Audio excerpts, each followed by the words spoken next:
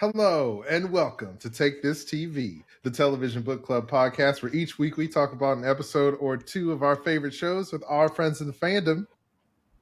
You. Hello. I'm Carmen Askernes, and I'm joined as always by the amazing Kimberly Woods. Hello. What's up, hot potatoes? This season we're watching Shogun. Which episode are we talking about today? Today we're on episode 8. Only 2 more to go. Oh. The show description for this one is Toranaga's defeated clan moves to Edo and awaits their fate. Dun, dun, dun. So I guess Nagakado did something right by dying? I guess so. I gave him more time. Yep, we find out at the beginning of the episode that they're headed to Edo for their 49 days of mourning, which is a tradition in Japan. I was reading about it on the FX site, and it talks about how because death is seen as impure, there's an impurity that's on the relatives because of it, and so they're not supposed to go out and mingle with, other people. For 49 days? Oh, wow. Dang. Yep. So that's why I guess they're granting him the, Okay. Yep. So, spoilers, by the way, for the episode. I feel like we never say that, but I thought it was implied, but I'm just going to say it as spoilers. If you haven't seen up to episode 8, pause it. We'll be here waiting, and then come join us. Welcome back. Yeah. So, at the end of the episode, when he's talking to Mariko, and he's like, "Are you ready to do your part?" I was like, wait a minute. Has this all been a scheme this whole time? Or because he knew that Yabushige would go to Blackthorn, or Blackthorn would go to Yabushige, sorry. And he knew Yabushige would be weak and agree. Mm-hmm. And so it's like, did he know all of this would happen? I mean, I feel like he knew some of it. I still, definitely the Blackthorn thing. I knew he knew, Blackthorn is a wild card and would do what he wants to do. And was maybe hoping for it. But, his son, I'm sure he didn't see that coming. That was just an unexpected thing that happened, that he, now gets more time. And then, but what, from this episode, his, childhood buddy, Buntaro's father, Hiromatsu, who then commits seppuku at the end, is that scene, to me, I was like, what is happening? Because when he talks about it later with Mariko, it's like, did he know that was likely to happen with him, and that his friend would be so dedicated that he would go there in order to kind of propel the movement forward? Or was this just, how much was he expecting that? Oh, I couldn't tell if this was an unfortunate side effect or consequence. I mean, this thing that happened, or if this was part of the plan, because he did seem legitimately sad. And I mean, I was fooled because I was like, dang, man, you're just going to let your friend kill himself and not do anything? What is happening to Lord Toranaga? But it was hard because it's he didn't have a choice. Once, I guess for whatever the plan is, he needed to, yeah. Once he said that, if you're not going to do this, then I'm going to do this, then it was he was kind of bound to his word himself. And so, yeah, I couldn't tell if it was an unfortunate thing or if he knew maybe Toranaga needed this, because it, the side effect now, the aftermath, is that everybody else is going to be on board. I don't know. You can tell he's serious. Toranaga's not playing around. He's serious. I don't know. I feel like they're going to turn on him. Really? I mean, because even Omi was talking to Kiku, and he was like, do you ever feel like loyalty is meaningless? It feels like everything is meaningless. Yeah. I don't know. I mean, Omi's been through it too. I mean, everybody's been through it, but I feel like he was, that was a major theme of the episode, was loyalty. And him thinking about Nagakado and his loyalty to his father and what that got him, and then thinking about Kiku and her loyalty to Gin. And oh man, yeah, I feel like there was a little part of me that was sad for Omi, but for the most part, I was like, you were so mean to Nagakado, and you kept trying to set him up. So I feel like it's like Omi was a bully to Nagakado, and now he's realizing that was his only friend, and now his only friend is dead. Yeah. And also, I feel like he had to play a part in that too, because Kiku was involved in that setup. So it's like, dude, you were a part of this too. What did you think about when Blackthorn went to finally find his men? I was cracking up because this whole time he's been asking for this. He's like, give me my men, give me my ships, where are they? We're just gonna roll. And then it's like, dude, they're not on the same page as you. They're angry at you because you brought them to Japan in the first place. They don't have your ideals. Like, I like the juxtaposition of him now seeing them as barbarians. Yeah. And being like, oh, they're filthy. When he was the one that, remember, he didn't want to like take a bath in the beginning. Yeah. He's his worldview's opened up, yeah. And it's interesting to see him like caught, because he's been changed now. He's like kind of caught between the two cultures and transformed by his time in Japan. So it's like he can't really identify with the people he came with, and you know, Toranaga's got him on the outskirts. It's like, where do I fit in? He's an outsider. So I like that. What did you think about the scene between Mariko and Buntaro at the tea ceremony? Oh my gosh. I was like, dang, that was the most brutal thing that's happened on the show. The emotional damage. Tell us about Mariko's psychic damage that she did to Buntaro and the tea ceremony. Mariko talking to Buntaro. Oh my gosh. So I feel like this is one of the most brutal things that happened in the show, because she tells him that she would rather live for 500 years than to join him in death. And I was like, oh, the person who's been asking for death this whole time said that she doesn't want to die with you. Like that. And then what she said, she was like, you still don't get it, do you? What I wanted wasn't death, but a life beyond your reach. It's like, ow. Ouch. Yeah, it's like, I want to live, just not with you. Dang. Yeah. I don't know, like, what happened to make her be so honest, to like just fully take down the eightfold fence? Well, I was wondering too, and I was looking up about because on FX they have the little behind the scenes about different traditions. And like the tea ceremony, it said, is a place where everybody is equal in the tea house. And so I was wondering, like, maybe because of that tradition, if she felt more comfortable like being that honest, because they were like on the same level. There wasn't like husband, wife, or like, you know, those sorts of traditional roles assigned.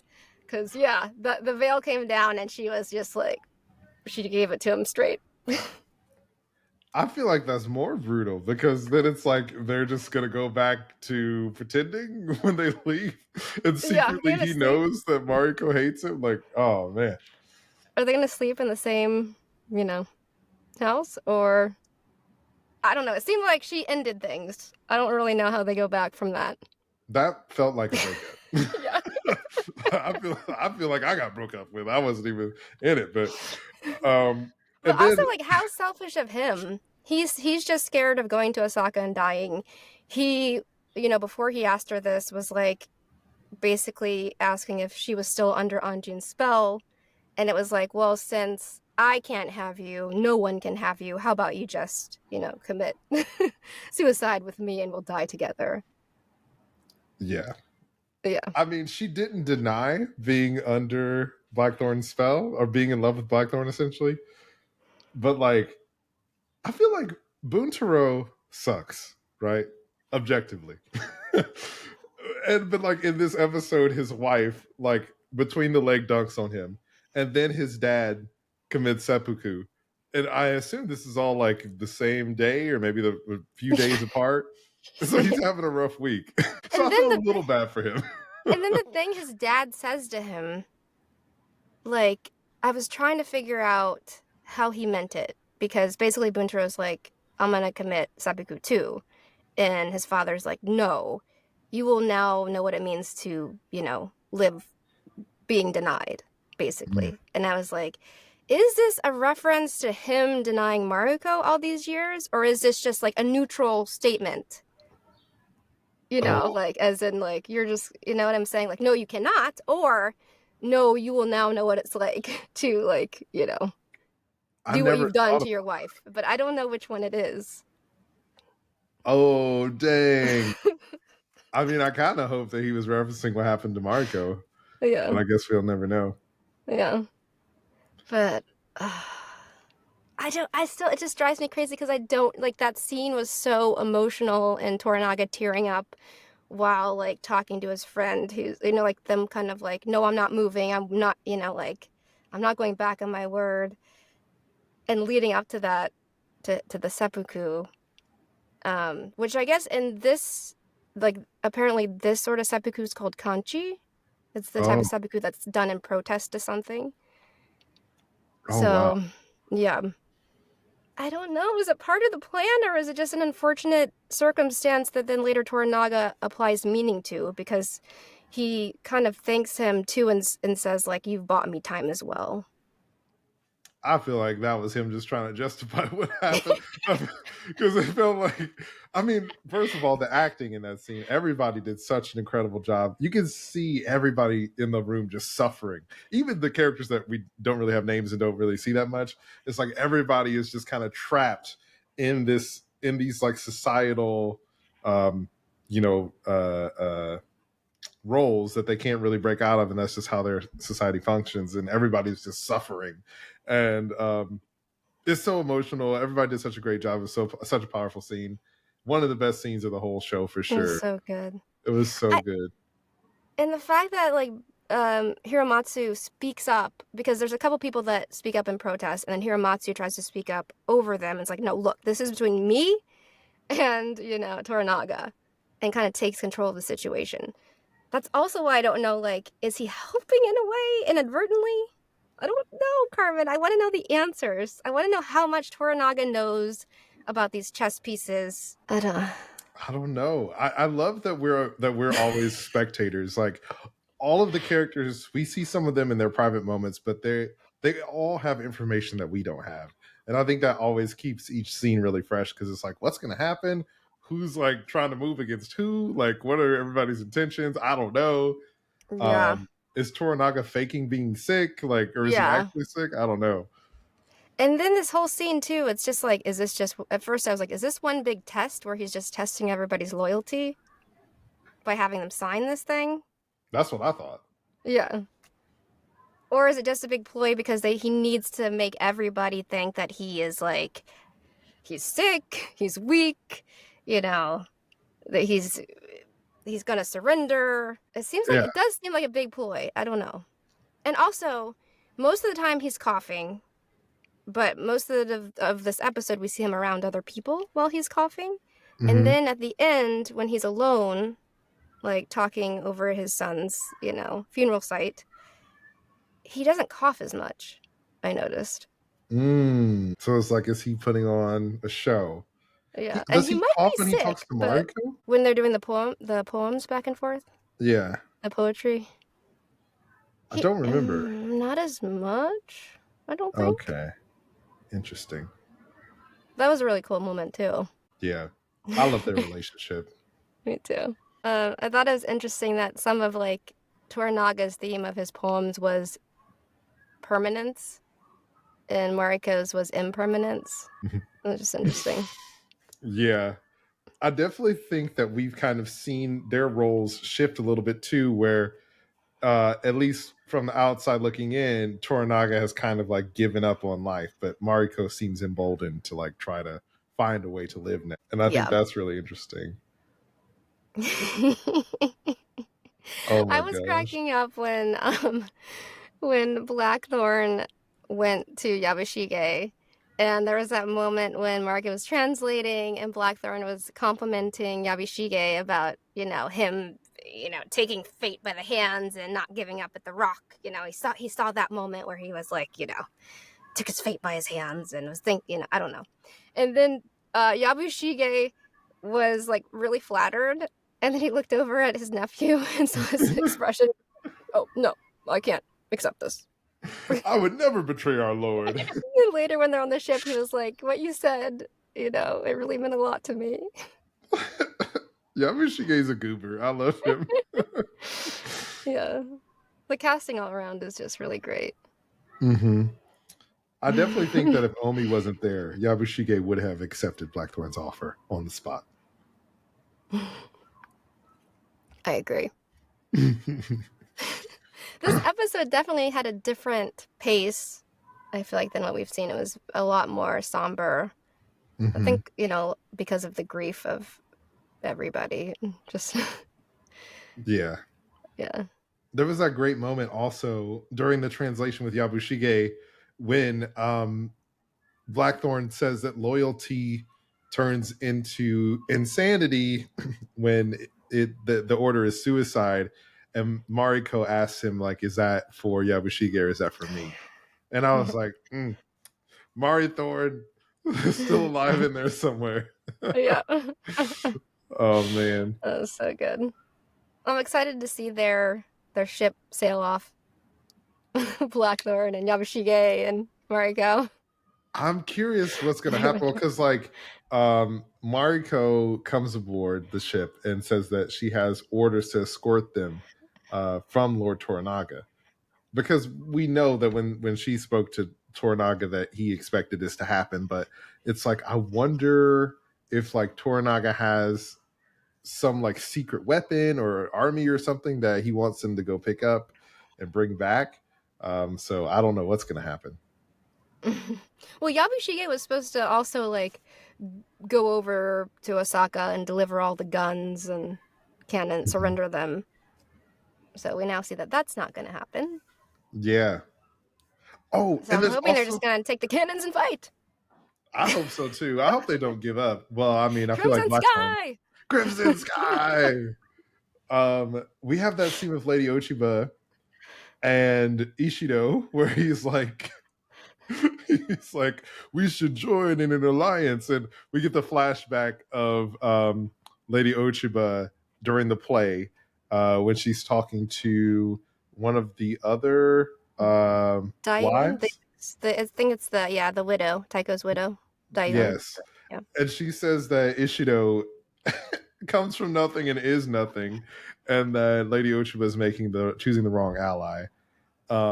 And so we get to see sort of like she thinks about it, but by the end of the episode, I think that she it's like implied that she agrees to Ishido's marriage Seems proposal. like she's going to. Mm-hmm. I don't know. I don't know. And Dayun dies.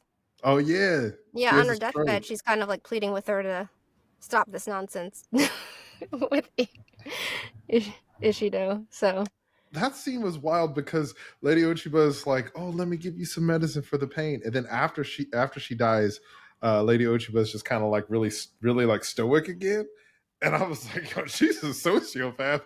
Like, what's happening?"